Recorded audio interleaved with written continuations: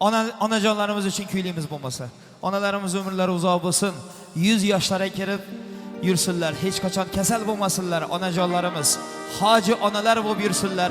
Bizlarning duogo'ylarimiz bo'lgan onajonlarimiz har doim omon bo'lsin. Shunaqa yaxshi kun to'ylarimizni ko'rib, davralarda o'ynab mazza qilib yursinlar. Marhamat. O'ynang ona, o'ynang.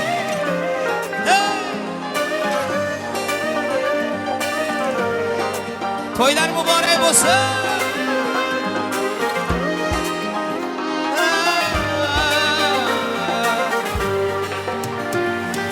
Dunyolarga yig'lamay qo'ydim. Boylik puldan shunchalik to'ydim. Haqiqatga yana yiqildim. Onam xasta bo'lib qolgan kun, yosh boladay kulmaydi ko'zim. Yolg'on emas har aytgan so'zim, o'zimdan o'tganni bilib o'zim. Onam xasta bo'lib qolgan kun, so'rayin Allohdan, so'rayin Allohdan, onalarga uzoq yosh bersin. Sog' bo'ling.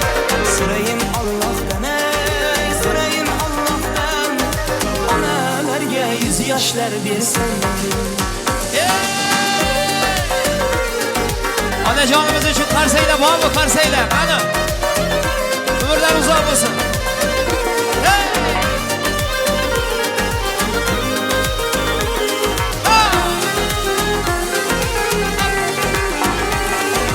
Yosh boladay kulmaydi ko'zim, yolg'on emas har aytgan so'zim. O'zimdan o'tganni bilib o'zim. Onam xasta bo'lib qolgan kun, ko'z yosh to'kdim ichimdan to'lib. Qolgandayman bir kunda o'zib, o'ylagandim qolarman bilib. Onam xasta bo'lib qolgan kun, so'rayin Allohdan, so'rayin Allohdan, onalarga uzoq yosh bersin. So'rayin Allohdan, so'rayin Allohdan, onalarga 100 yoshlar bersin. Sog' bo'ling onajon.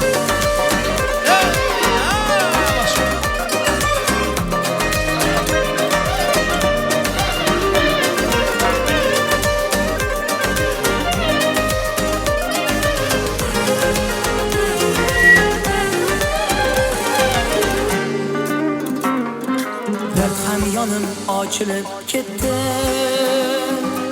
yuragim ham ezilib ketdi. Dod deganim dunyoga yetdi. Onam xasta bo'lib qolgan kun, dard ham yonim ochilib ketdi, yuragim ham ezilib ketdi. Dod deganim dunyoga yetdi. Onam xasta bo'lib qolgan kun, so'rayin Allohdan, so'rayin Allohdan, onalarga uzoq yosh bersin. So'rayin Allohdan, so'rayin Allohdan, onalarga 100 yoshlar bersin. Onalarga 100 yoshlar bersin. So'rayin Allohdan, so'rayin Allohdan, onalarga uzoq yosh bersin.